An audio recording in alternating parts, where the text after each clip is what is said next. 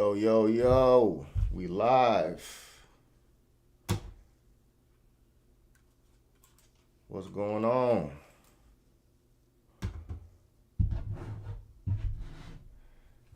Yo, we got a lot to talk about, man. A lot to talk about. Where my people at?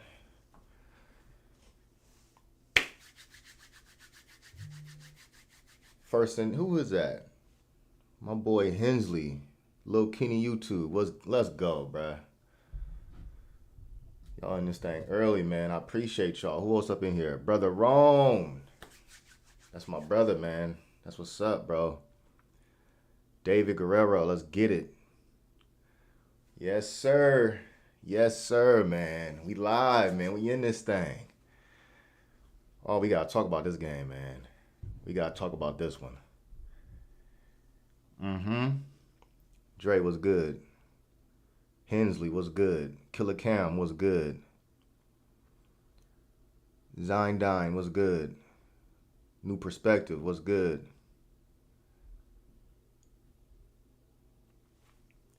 Yesterday when you said Buddy was pissing you off, I know he was going off today. Man, shout out to Buddy. He do be like getting me mad, but I did say in my last live stream, I said even though he drives me crazy, you can't bench him because there might be the chance he has that game where he hits 4 or 5 threes. And what did he do? He hit like 4 threes. He had a game. Did he have 20? I think he had like 17 or 20, something like that. But shout out to Buddy Hield, man. The Warriors desperately needed that game. With Jimmy out, they had like at least one role player had to step up and give him something extra. And that was Buddy Hield tonight. Even though he got his pockets ran by Steven Adams, got his wallets took, his lunch money snatched. It's all good, man. I'll let that slide. He was doing his thing, man. Shout out to Buddy. He do need to stop dribbling, though. Every time he dribbles, I'm just like, oh, it's a wrap, bro. It's done. Like, if the shot's not there, you got to pass that ball to 30, bro. Get that ball to Steph. But, yeah, man, let's see, man. Oh, we got some people in here, man. Y'all showing love, bro. That's what's up, man. That's what's up, man. We got a lot to talk about. Get my little... Yeah, man. We may as well start, man. We got some people up in here. How about them Warriors? How about them Warriors, man? Feels good. I told y'all. Whether Jimmy plays or not, whoever was in my live stream yesterday, y'all heard me say this. I said, whether Jimmy plays or not, the Warriors are going to win this game. I tweeted this today before the game. I said, whether Jimmy plays or not, the Warriors are going to win this game. And they won this game. They bullied the Rockets. Them young Bulls wasn't ready for it, man. Draymond Green bullied Sengun, punked him, snatched everything he had in his pockets, bro. He couldn't do nothing with him. It was a wrap. That's the third place depoy right there, according to the voters. How could you watch that game? First of all, Draymond was insane defensively. Like, the dude was just appearing everywhere, bro.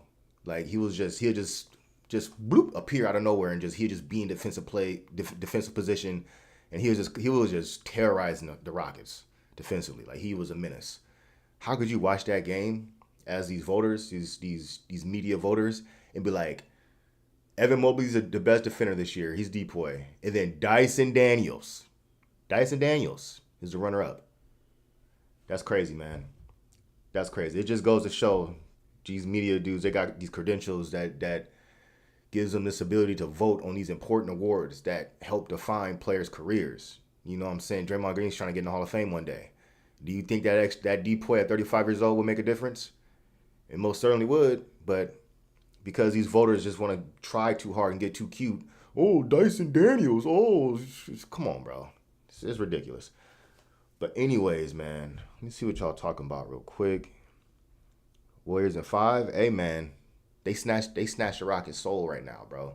Like, that's a demoralizing. Imagine, man. You know what? Let's just start with this, man. Rockets fans was talking crazy. They were talking crazy after game 2 because they knew we just injured. Obviously, they ain't gonna openly come out and say they're happy Jimmy got injured. But the way they was talking, man, the way they was maneuvering in like on Twitter and like on Reddit, them dudes had their chest poked out, something crazy, man. Like they was walking around like Popeyes, like Johnny Bravo, just like, oh, like they was talking crazy. Like you should have seen it, man. It was ridiculous. So I don't think they're talking too crazy right now. They just got their soul snatched. Wardell, Stephen Curry did it to him again, man. I know Houston fans can't stand Steph, bro. Imagine being a Rockets fan, and then you just got this dude, this this dude Steph, just terrorizing your franchise, just absolutely terrorizing y'all. This man's 37 years old. This Rockets franchise got destroyed in the Harden era, right? They was up 3-2. KD went down. They was up 3-2. They was talking crazy. Oh, this is finally our chance to beat the Warriors. Nope. Wardell. Nope, didn't happen. They beat every iteration of this Rockets team when they had Harden. And so then, after the Warriors basically ended that core and Harden fled and ran to Brooklyn, whatever, Houston did a rebuild. It was a relatively quick rebuild too. What's it been like? I don't even know how many, 6 years or 5 years or something like that. They did a full rebuild. They got this young core. They got these young dudes that can hoop. I will give them that. These young dudes can hoop. They got the 2 seed. They feeling good about themselves. They got this new culture they built. They got Ime as their head coach that's instilled this tough defensive culture. They signed some vets. They got Dillon Brooks. They got Steven Adams. They got all these dudes, right? And they thought they was going to just... You should have heard how they was talking, man. Like, these Rockets fans, they ain't learned their lesson. They ain't learned their lesson because they was like, oh, this is different. This is different. We got the number whatever defense. Yo, these dudes was pulling out these crazy stats, right? This one dude before the series started was talking about like Jalen Green ranks like top 10 in like on ball efficiency, like pick and roll. Like, I'm like, bro, you might come on, bro. Like that. Anyways, what y'all talking about, man? What y'all talking about, bro? Man, Jalen Green was looking like he was looking like Kyrie, prime Kyrie, last game. Now what happened? Got locked up. That's what I'm saying. Like, when it comes to these young teams, man, you never know what you're gonna get. Like, Jalen Green is capable of having a game where he goes for 38 and hits like 7, 8 threes. Can he do that? Is he capable of it? He's talented. He can do that. But you're not getting that for an entire series. Like, Rockets fans was on cloud 9. They was on the moon after that game. They're like, Jalen Green finally figured it out. He finally solved this Warriors puzzle. He did it. He's arrived. He's here. Come on, bro. Get out of here, man. That dude got locked up. He could, Steph Curry was... Let's just take a moment to appreciate Wardell, Stephen Curry. Look how these dudes is guarding him. Look what he has to go through just to get a semi-decent shot that's semi-open. Most of the time, it's not even open. Like, he has to show over like 3 dudes. They're selling out. They're crashing out. They're face guarding him with 1 dude. And they got like 2 other players hedging over, blitzing the ball. Like, it's ridiculous. This man's 37 years old, by the way. 37 years old, right? So he's dealing with that. And then on the other end of the court, he is locking up. He's locking up. Where is this man? Where is the stamina? Like, his reserves, his lung capacity. It's insane. Like, the dude is doing everything on offense, playing against this ridiculous defense, this elite defense. The Rockets have an elite defense. You can't take that away from them. Elite defense. They're crashing out to stop him. They're selling out. And Steph, still, what did he drop? 37 points on a head top? 37 points on a head top. He had like 9 assists. Man, they couldn't even take away his playmaking. They couldn't take away nothing. Like, that's like with Jimmy out. That's crazy. Fred VanVleet, after game 2, after Jimmy got hurt, after the game, he said to Draymond, y'all better pray Jimmy can play. Them dudes on the Rockets team, they was feeling themselves. They thought, oh, this is our chance.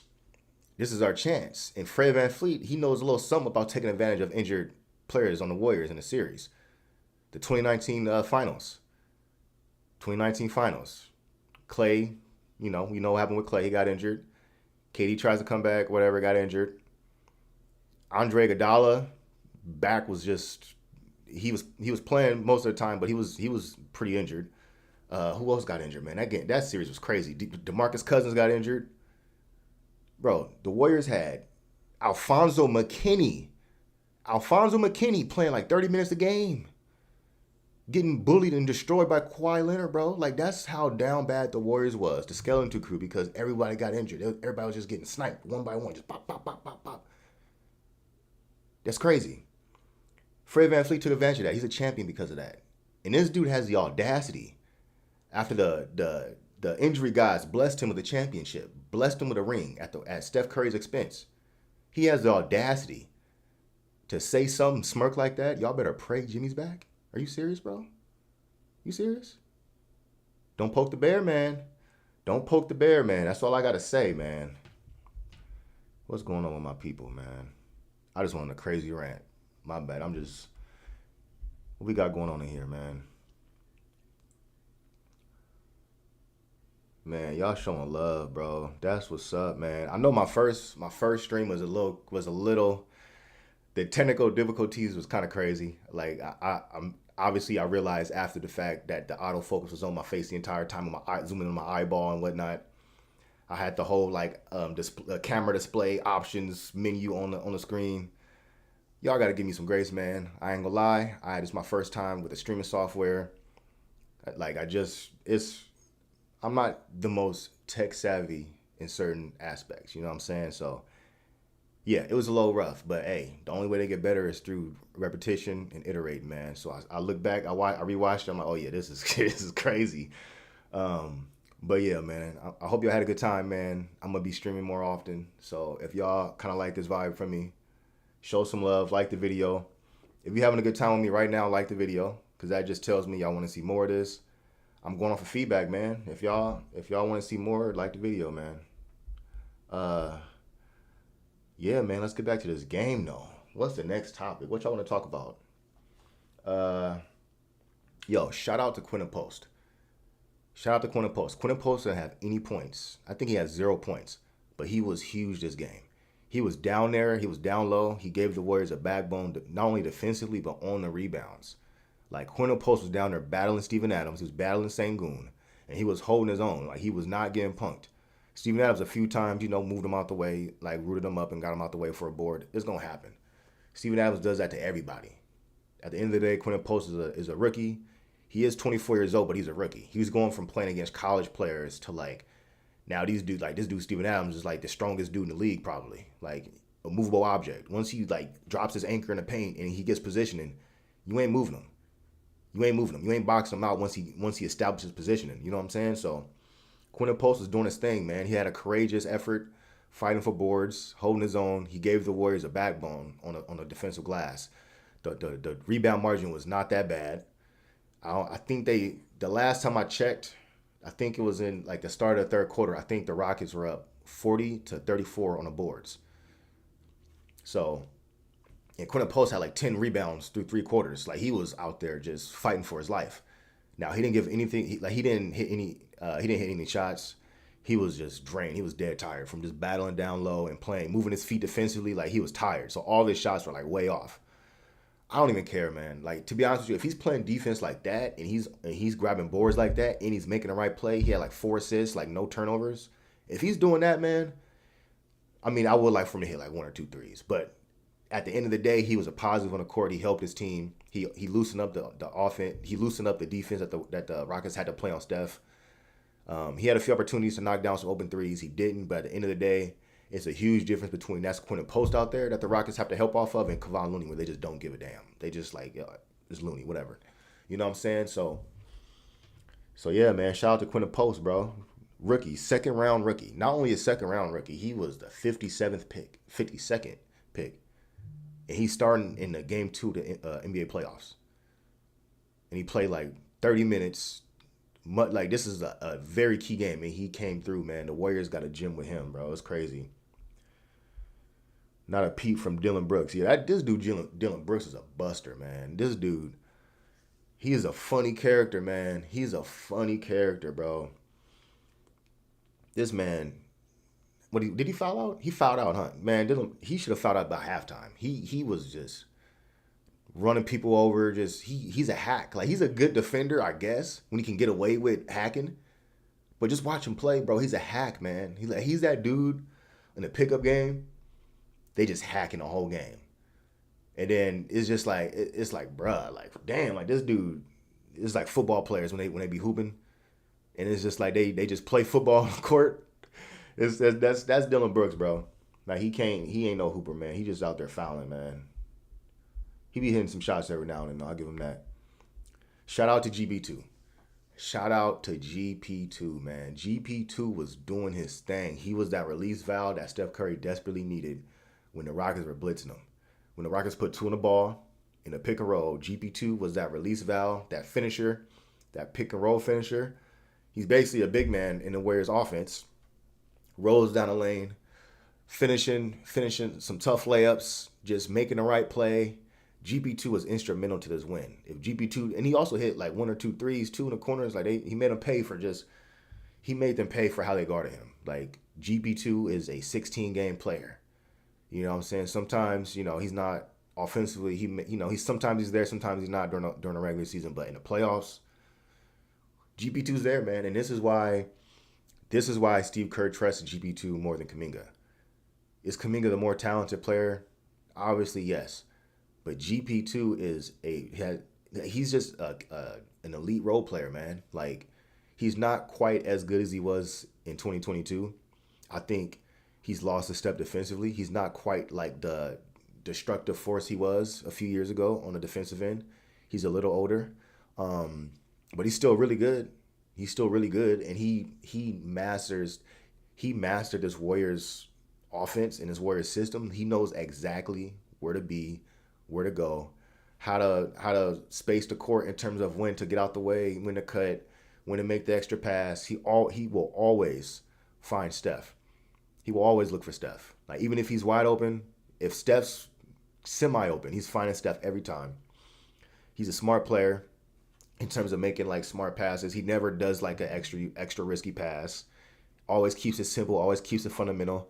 GP2 was a point guard in college, so he does have like point guard vision in terms of like, he doesn't have like tunnel vision or nothing like that. Like, he sees the court. He was a point guard in college. It just so happened that once he got to the NBA, his role as a point guard, he just wasn't good enough to be a point guard in the NBA. But he found another way to be effective. He's essentially a power forward on the Warriors at 6'2". So shout out to GP2. Let's talk about Kuminga, man. So we don't got the IQ to play with the Warriors. Yeah. I don't like that IQ stuff, man.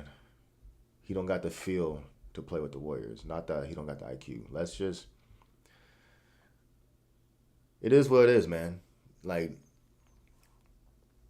so Kuminga got the start tonight. He got the start. The Warriors started Kuminga and Quinn Post. So this is like the optimal front court for Kuminga. You got Draymond behind you defensively, who after getting snubbed for DPOY is going to be cracked out. He's going to be everywhere. He's going to be cleaning everything up defensively. He did that. And then you got Quinn Post, who's a 7-footer, who's like one of the best three-point shooting bigs in the league. You got the spacing. You also got Steph, who's the greatest shooter that ever lived, who's a superstar that draws the ultimate attention. You have everything you need to basically tell the world, I'm here. Tell Steve Kerr, I'm here. You cannot deny me any longer. I'm here. And he didn't do that. He had a few buckets in the start of the third quarter. He had a few buckets in the paint that were, solid. We know he's capable of. He had a few post ups, got to his finish. He did his thing with those opportunities, but for the most part, the rest of the game, it's unfortunate, man. I wish he wasn't a restricted free agent. I wish the money wasn't on his mind, and it inevitably is, and it will be, because it's a kid from Congo. You know what I'm saying? Like, we're talking about generational money, generational wealth for your family. Of course, it's on his mind. Like, it is what it is. But at the same time, I just wish He took what the fair offer that the Warriors offered him, and just had his money secured and just play basketball, bro. Look at Jaden McDaniels on the Timberwolves. Jaden McDaniels ain't the same archetype of player as Kuminga, but similar size. They play similar positions. Jaden McDaniels is figuring it out, man. Like, he's not like this. He's not. It's tough, man. Because Jaden McDaniels is, I think he's making like 100. He signed a contract for like 126 mil a few years ago. So Jaden McDaniels he makes like 126. He signed for 126 mil. Jalen Johnson signed for like 150 mil. Those are two like pretty decent comps for Kuminga. Those are two dudes that are also better than him, by the way, at this point in time. So when he got offered similar money, his agent was like, "Nope, we want the max." Bro, you don't got the leverage to demand a max. Man, it's tough, bro. Yeah, 30 mil a year for Kuminga would have been good, bro. Just based off everything we've seen, like he's been on the team for 4 years. We have 4 years of data. Like 30 mil a year, you should take that. You probably should have took that. So he didn't take it. It is what it is. Kuminga didn't have a great game. He's just not better than GP2. Like he's more talented, but in terms of like contributing to a winning environment, contributing to a winning team, he's not better than GP2. Like, it is what it is. So it's unfortunate because he just didn't like what he played. How many minutes did he play? I don't got the log in front of me. I think he played like 17. He played 17 to 20 minutes. He had no boards. No boards. Come on, man. JK, bro. You're the most athletic dude on the court. Like, against this Rockets team, there's not many people that can say this. Against this Rockets team, you're the most athletic player on the court. He had no rebounds. Come on, man. You got to lock in, bro. 16 minutes. Yeah, he played 16 minutes. You got to give me at least 2 boards in 16 minutes. That's like bare minimum. I need 2 rebounds. I need 2. I didn't get none. So you're not getting the boards. He was playing. I will give him this. He played Jalen Green pretty good. There was a few moments where Jalen Green kind of got him, but those happened over the course of a game. But like in his minutes, he did play Jalen Green relatively well, so I'll give him that. But offensively, he didn't look like a fit. He missed a few people that had opportunities open. He held the ball, it stuck in his hands. He was trying to make something happen, and it went nowhere. And then also, I ain't gonna lie, bro. Like, you know, on some of his drives, I do feel like he's getting fouled, and the refs ain't calling it. Like, am I the only one that sees that? Like, he does complain on every non-call, which is like, just get up and play. Like, if they're not calling it, just keep playing. Don't complain. Don't stay behind the play and complain. But I do feel like on some of his drives, he do be getting fouled, and the refs just don't call it. Maybe that's just me. It seems like the only person on Golden State that can get a call consistently is Jimmy Butler. So everybody else, you fighting for your life. It was just, bro. Steph Curry went up for a 3 in the first quarter. This dude Dillon Brooks like speared him like midair. Like he just crashed into him on the way down. And the ref, first of all, I can't stand that Gucci Mane ref. The ref looks like Gucci Mane. I hate him, bro. I hate him. He's always holding the Warriors. He always holds the Warriors, man. He looked Steph dead in his eye as Dillon Brooks is just crashing into him, falling on top of him. He just swallowed his whistle.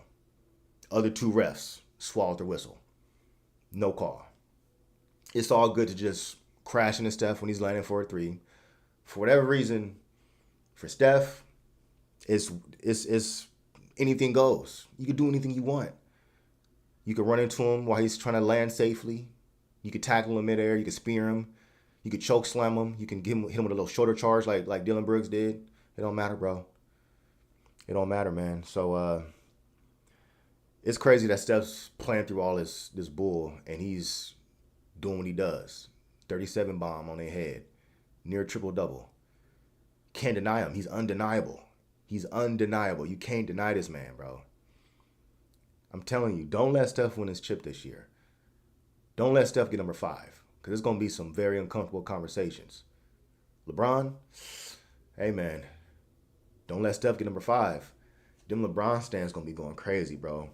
If Steph's in the finals and he's sniffing that title number 5, it's going to be some crazy agendas being pushed. It's going to be some nonsense out in the media, man. I'm telling you. Dillon Brooks is a buster, though, man. I can't stand Dillon Brooks. He's a clown. What we talking about up in here? Yeah, man, that Gucci Mane ref. Every time I see him, like, reffing a game, I see his little name announced, I'm just like, we got Gucci Mane tonight. We got Gucci Mane tonight. We ain't getting no fair calls, man. It is what it is, though. We won a Gucci Mane game, so hopefully he's not in a rotation. He might bleed the block on us. He might spin the block, probably like game. Possibly if there's like a game 6 or something, he'll be back. So we got to end this series before Gucci Mane's back in rotation, because I don't trust him as a ref in like a tough like possible game 6. I want no parts of Gucci Mane. So yeah. What else we talking about, man? Let's see what up in here. I appreciate y'all, man.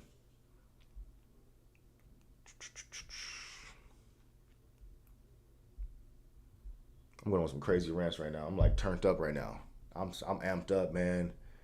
That game, I love it. It's nothing like beating Rockets, man. Beating the Rockets, their fans are so hilarious. They're so hilarious. They always like talk themselves up like, we got it. This year is different. We got it. They talk themselves up. This time they had, you know what's crazy? So the Rockets, after the Warriors were smacking them in a Harden era, just smacking them every year, just punking Harden, just smacking them, right? They had enough time to trade away Harden, do a complete rebuild. Development, they did a complete rebuild, drafted all these young dudes, developed them, did all this, right? Got this team built up to a 2 seed. What's your reward? Hello, old friend. Wardell Stephen Curry. That's your reward. So now Steph Curry is about to whoop these dudes again. 37 years old. He's not done with y'all yet. He's been punking y'all for so long and he's not done. He's going to do it again. It's crazy, man. It's crazy. Yeah, bro, what we talking about, man? I'm getting a little off topic here. Who else wanted to talk about? We talked about, okay. Oh, yeah. Draymond punked Sengun. Punked him. Bullied him. Like, Sengun's one of those fake tough guys. You know why I can't stand oh, shit. Am I black? Hold on, y'all. We back? All right, we back. My bad. You know why I can't stand Sengun? Because he's one of those dudes. He's always, he'll score on on a fringe player or like a rotation player, right? Like a non-star, like role player. And he'll flex and he'll act like a tough guy and he'll be mugging and doing all his things. But then when he goes against Draymond, straight punk, straight chump. You know what I'm saying? Like he wants no parts of Draymond. How many times did Sengun post up Draymond in this game? How many times? He probably posted him up like 5 times the entire game. And he ain't scored 1 time. This dude was just in the mid-range throwing up that little overhead little push shot. Like soft, man. He's soft. I'm sorry, he's soft. It is what it is, man. He's a fake tough guy. He'll flex when he gets like pods on the switch and he'll score on pods or he'll score on like some little dude. What up, Wiz Khalifa? Man, get out of here, bro. He'll score when he's on a low dude. And this dude's flexing. He's just like, tough guy, right? You got Draymond on you.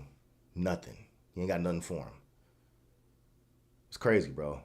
It's crazy. He was nowhere to be found, man. He was nowhere to be found in this game. His team needed him, and he, like, where you at, Sengun? And then he's flopping, too. It's just like, you can't be the tough guy, and then you're flopping every time someone touches you. Like, that's crazy to me. Like, you're doing all this, initiating the contact, banging down low, and then the moment, like, the defender, like, reciprocates the defense or reciprocates the physicality, you're just like, ugh, head snap, just It's crazy. Like I don't want like you can't be both. You can't be this tough guy. You can't be like this flopping fish that's just flopping like a little guppy. Like it don't work like that. So unfortunately for the Rockets, their only hope this series is for Sengun to just bully Draymond and score like 30 points multiple games this series. It's not happening. Either that needs to happen, well, that needs to happen regardless. And then they need Jalen Green to also like average like another like 20, 25, 30. That ain't happening. Jalen Green had his lucky little 38. The Warriors didn't play him that good. They was kind of giving him too much space. And they admitted after the game, they was like, yo, we gave him too much space. We let him get too comfortable. We wasn't physical enough. They corrected that. Now that they back to the game playing, Jalen Green ain't doing nothing. So, yeah, man. What y'all talking about up in here, man? If y'all having fun, bro, y'all enjoying yourselves, man, go ahead and drop a like on the video. That lets me know y'all want to see more of this content. Yeah, I'm having fun. Fake Joker. Yeah, he is. All right, let's see what we talking about, man. I got some other topics to get to. Yo, Chase Center. Shout out to Chase Center. That Warriors chant was crazy. Like that, it legit gave me like goosebumps because it sounded just like Oracle Arena. Like I wasn't expecting like the Chase crowd to like to really like get into it like that. Like they was into it, man. That was a legit home crowd. I was very pleased to hear that and to see that. That Warriors chant was crazy, man. That Steph Curry at the free throw line in a home playoff game with the home crowd just Warriors, Warriors. Whew. I love it, man. I love it. I love it, man. We back, baby. Shout out to Chase Center. So yeah, man. I mean, y'all got anything y'all want me to talk about? Y'all got any topics to bring up for me? What we talking about, man? Man, I love the interaction in the chat. Yo, chat, y'all going crazy, man. Y'all showing love, man. That's what's up, bro. Yeah, man. Throw out some topics in the chat for me. Throw out some chop. Oh yeah. So there was a report. So from Shams Charania, who's basically like the most credible reporter in the NBA. He's almost always accurate. He never like he's as credible as you can get. So I think he was on one of these shows on TV, like ESPN or one of them, and he said, I quote, let me see what he said. He said, talking about Jimmy Butler, he said he basically has no mobility. He literally cannot play well enough to play basketball tonight. So it's not great. It's not great. And the Warriors, I mean, I know Jimmy wanted to play. They did. They went through the warm up. He wanted to play, but the Warriors and their trainer Rick Celebrini ultimately decided to just hold him out and give him these extra 2 days of rest. It was a good call. The Warriors won, but if they didn't win, it would have been a scenario where basically it's like, yo, game 4 is basically do or die. You gotta play. Like now, I mean, I will play him regardless. I'm not gonna try to get too pretty and get too cute with this. Like, yeah, the Warriors won this game without. Excuse me. Like, yeah, the Warriors won this game without Jimmy, but I wouldn't push it and be like, yo, let's get greedy and win game 4 without him too. Nah, man, I want to be up 3-1 going back to Houston. I want to be up 3-1 before any type of referee shenanigans happens in Houston. Now, I already know it's going to be a game. That game 5 in Houston is going to be some shenanigans. The Rockets are going to be thirsty. They're going to be desperate. They're going to be down bad. And I'm telling you, bro, you don't want to mess around in game 4. You don't want to play with your food. Like, if Jimmy is able to play him in this series as quick as possible so we can rest. Because it looks like this Lakers series, I'm rooting. I don't care who wins this Lakers Timberwolves series. I just want to go 7 games. I want them to be going back mano a mano. 7 games. Let us finish off the Rockets in 5 or 6. Get a little bit of extra rest. And then whoever we play in the next round, whether it be the Wolves or the Lakers, hopefully it's the Lakers. Because I want to play the Lakers, man. I want to send them dudes home, bro. I want to send LeBron home. How iconic would it be if Steph Curry sent LeBron home in the second round and then went on to win a championship, win title number 5 while LeBron stuck at 4? That's crazy. That would be a crazy storyline. What if? Now I'm not trying to get too ahead of myself. We still got the Rockets, but let's just do like a little hypothetical, little brainstorm real quick. Let's just project ahead. What if the Warriors play the Lakers in the next round? The Warriors win. They play OKC in the Western Conference Finals. They beat OKC, and then they beat the Celtics in the finals. Imagine that storyline. Imagine that trip, that pathway to a championship. This would be the sweetest chip we got in this era. Like, this would be the sweetest. Like, the first one is always going to, have like the first one's always going to have like special place in my heart. But this one right here would be the one. So, oh yeah. And then the fourth one we got against the Celtics in 2022. That one's always going to be, they all special, man. I love all these. It's been one hell of a run, man. Like, it's been one hell of a run. And I believe in this team. Like, this team does have some holes. It does have some flaws. Like, these role players, we don't have the role. We got some solid role players, but there's definitely some holes. Like, I think our front court is a little.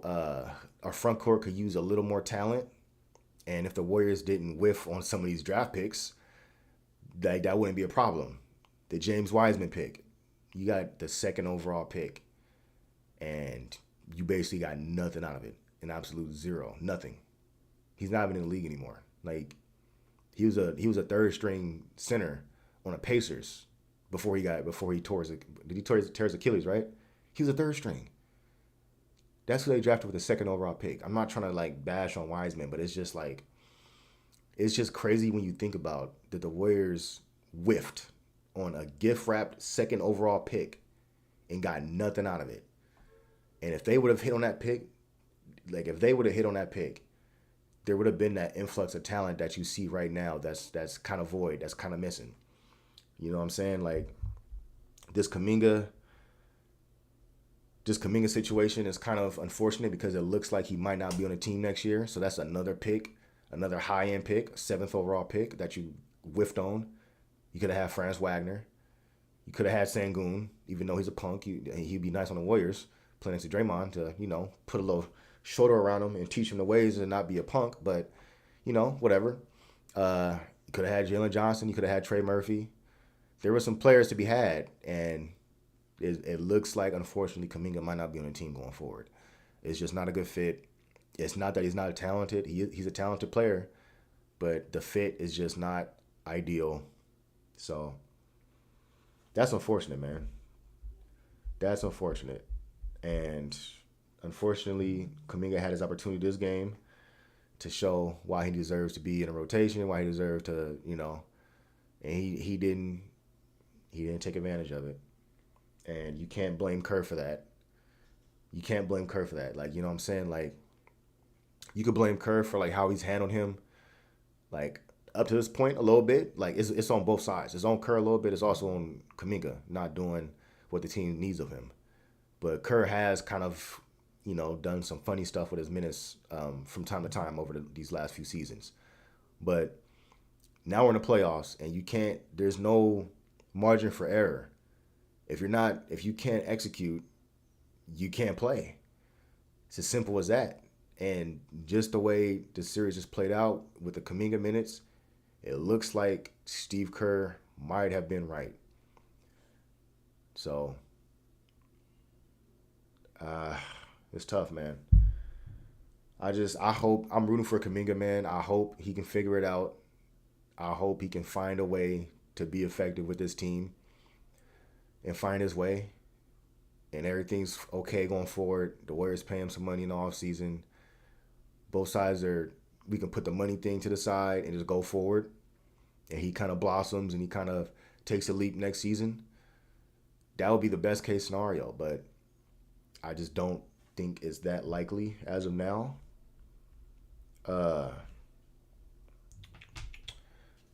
Yeah, man. That was a great game, man.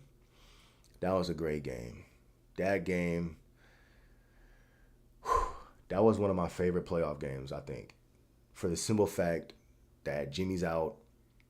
It's obviously it's not like a game 6 or a game 7, but considering the fact that this team has been pretty pretty mediocre this year before the Jimmy Butler trade. So now you trade like 4 players to bring in Jimmy Butler, and now Jimmy Butler is not playing for this game. So now you have this team without Jimmy Butler, and you don't even have the players that you traded for.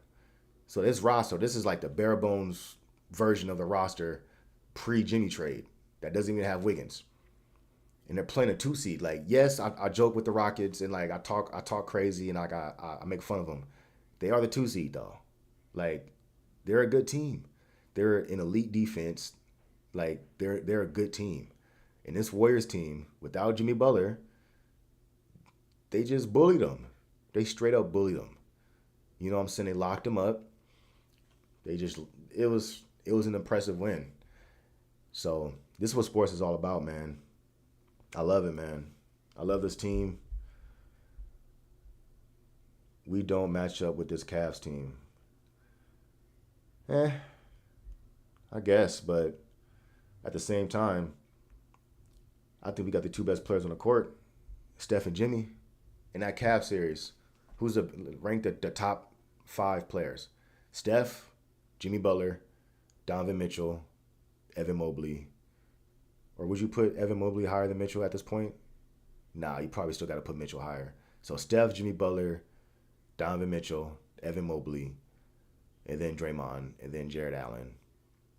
Yeah, man, we got the 2 best players on the court. I mean, obviously their team from top to bottom is more devoid of weaknesses. They're like a more well constructed roster from top to bottom.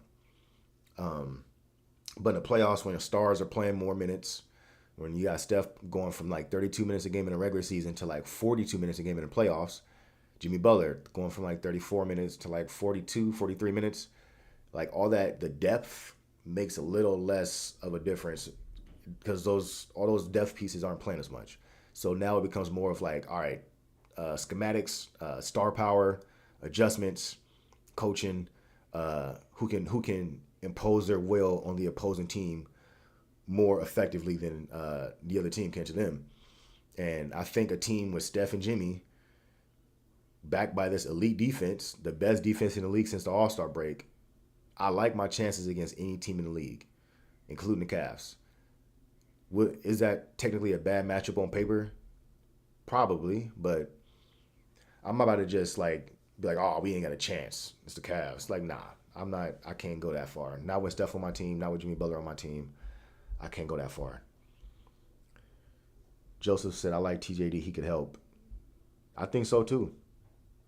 Oh, yeah, that's another thing, man. So Looney's looking a little rough, man. Like, this ain't the series for him, man. Like, it's the athleticism on the court. Like, he's not stopping anything at the rim. He's not impeding anyone's rim attacks.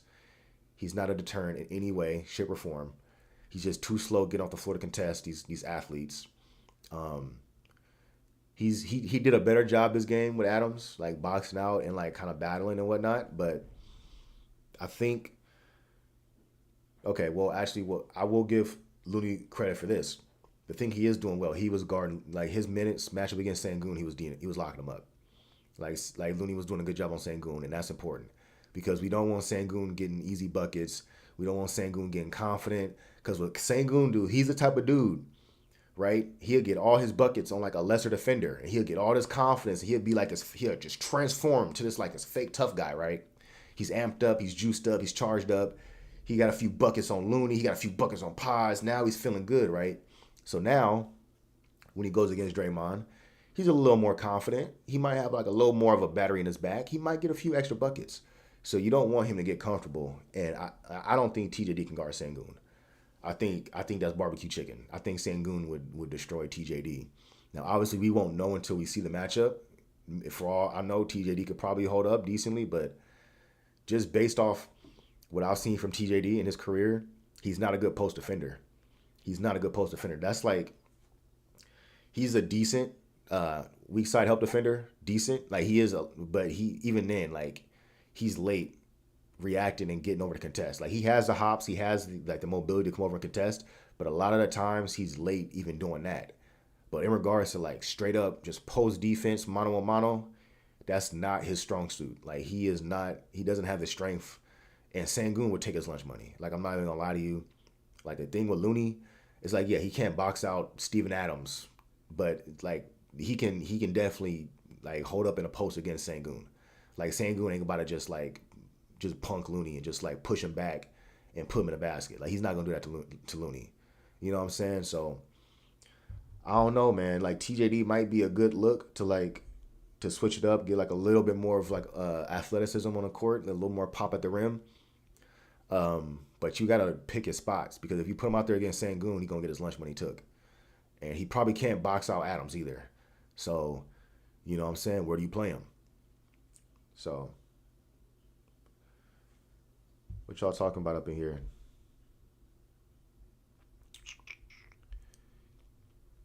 Someone said Kevin Knox might be good for us this series. Yeah, I don't know about that. Whose minutes is he taking?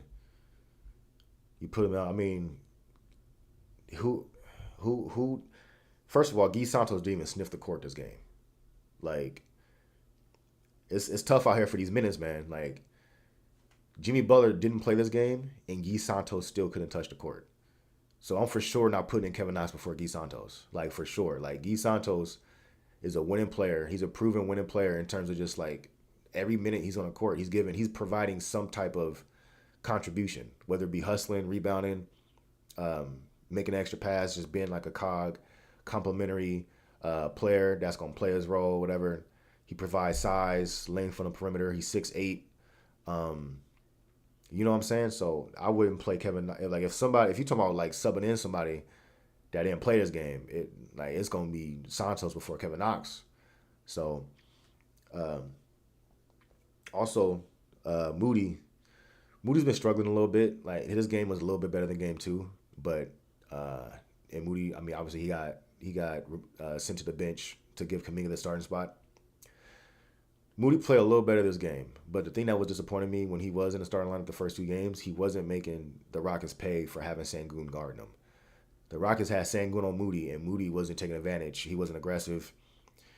If the Rockets are putting a center, like a slow-footed center, like Sengun, like his mobility is like, it's like okay, like he's not like some switch defender like Evan Mobley, but like he like for his body type, you would think he's like slow as hell and just like he can move a little bit, like, but I would still consider him slow-footed. And Moody wasn't really taking advantage of him. Like you got to be a little bit more aggressive. Like don't get too aggressive when you're hijacking the offense. But you also got to keep the defense true. You got to make them pay for trying to hide their center on you. You're a shooting guard. He's a center. He's just like you can't let that slide. So that's another reason why the Warriors gave Kuminga the starting spot, because Moody wasn't making them pay for having Sengun guarding them.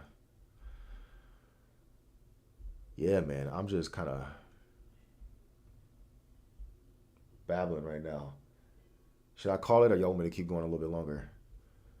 I'll probably go a little bit longer, man. Are y'all having fun? Let me know in the chat if y'all having a good time, man. I'm trying to talk hoops and entertain y'all, man. This was a great win. The Warriors just stole the Rockets' spirit.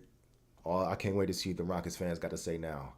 I can't wait to see what they got to say after this game, because they was talking crazy, man. Like y'all should have. I know y'all probably seen some of it, but I was like really doing like recon in the trenches, like trying to like see what they fan, because I was so intrigued by like their mindset. Like would they be like, I'm not gonna talk crazy, it's the Warriors and Steph, or were they gonna be like have their chest poked out talking crazy? And I was surprised to see they was talking crazy. Like they never learned their lesson, man. So we'll be waiting for your videos. Keep rocking for a little longer. We good. Yes, sir. Yes, sir. So yeah, man, this was a great win. Y'all, oh yeah, y'all let me know in the chat where y'all from.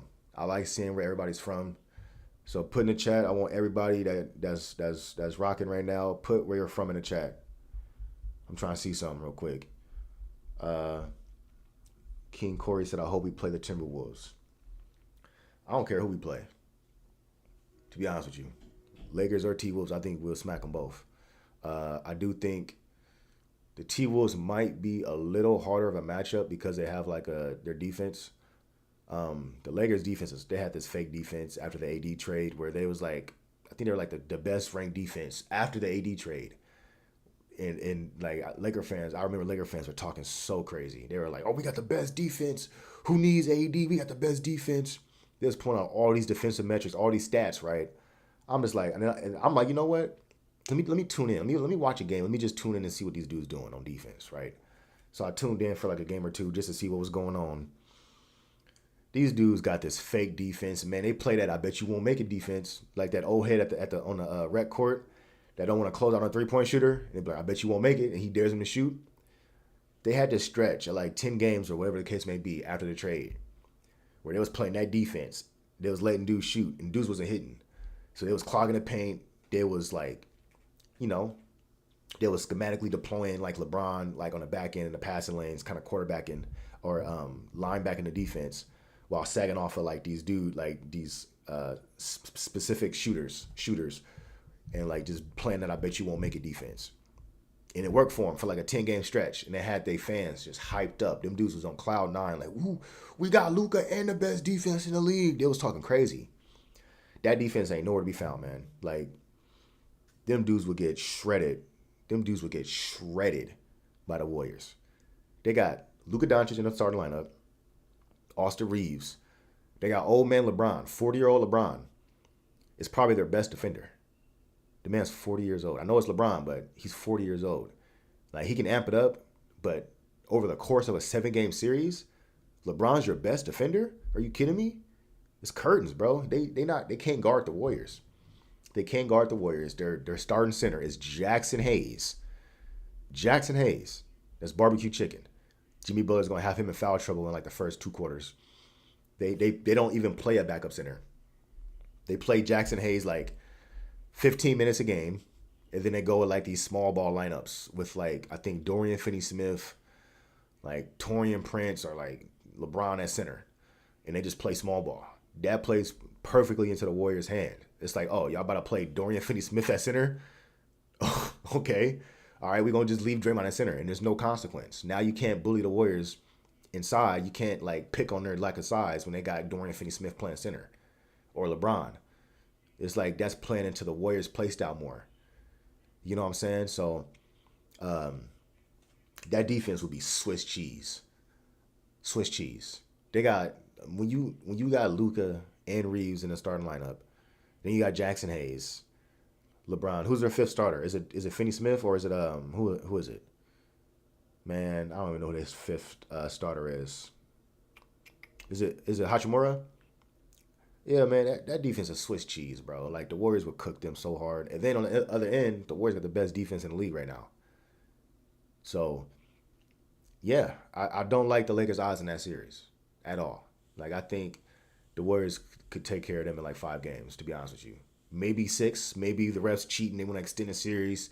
LeBron has one game where he's like, just conjures up this inner spirit and just goes off and he does his thing and he wins them a game. All right. Luka can get hot 1 game. All right.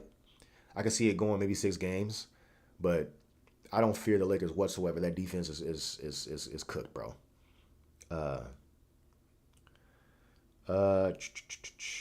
As for that T-Wolves matchup, I think that the T-Wolves will be able to match up with the Warriors defensively way better than the Lakers can.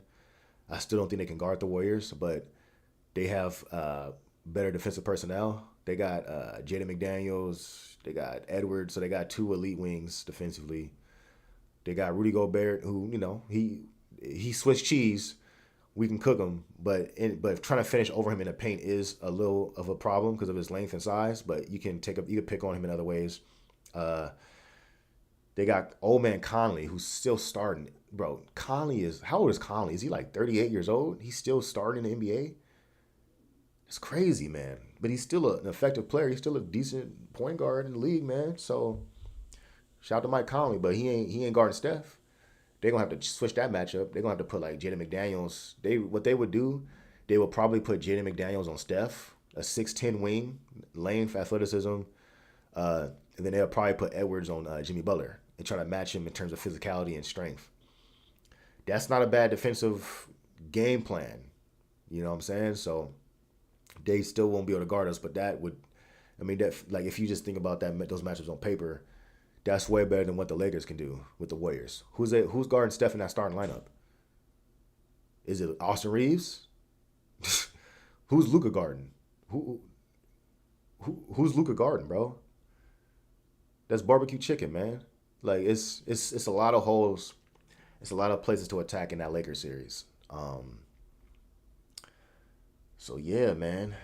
But we gotta take care of business with these Rockets, man. This ain't over yet.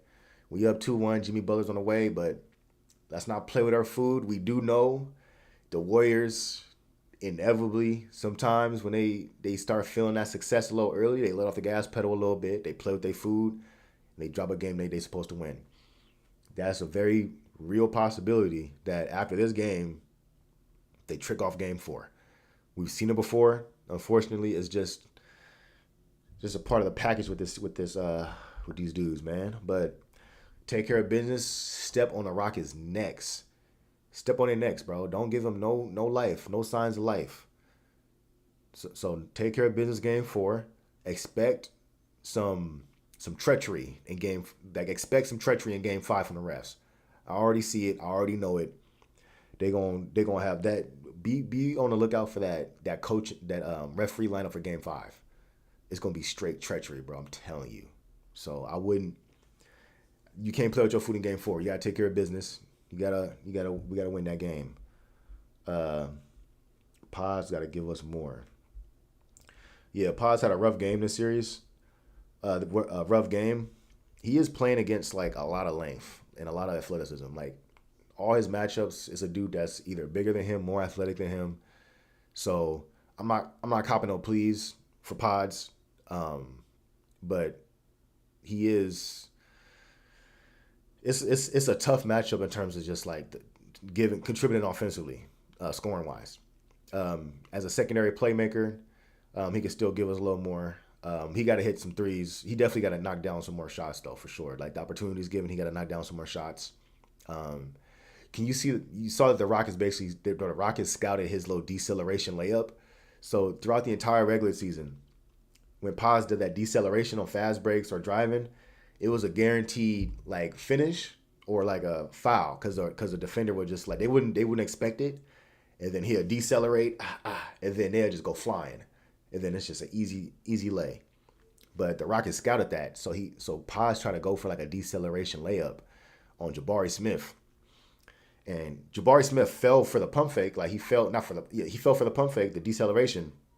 But but as he was in the air, he knew what Paz was doing because they scouted it. And he came down and just like clean stripped him, just swatted it away. So it's a little tough. Like, oh my, damn. My bad, y'all. I got to figure that out. But yeah, it's a little tough for him to finish. This is a really good defense, but yes, he does need to give more. And I think he will. And I think regardless of who the Warriors play in the next series, I think that'd be a better matchup for him. Especially against the Lakers. Like the Lakers, he gonna get his game off against the Lakers for sure. But anyways, we are coming up on an hour. I'm gonna call it right there. Look, I appreciate y'all for showing up. I appreciate y'all for showing love. This was lit. This was live, man. Everybody, if you haven't already, like the video. That tells me that y'all want to see more content like this. Show the video some love, man. If you're new around here, you're not subscribed yet, hit the subscribe button. And yeah, man, I'll holler at you on the next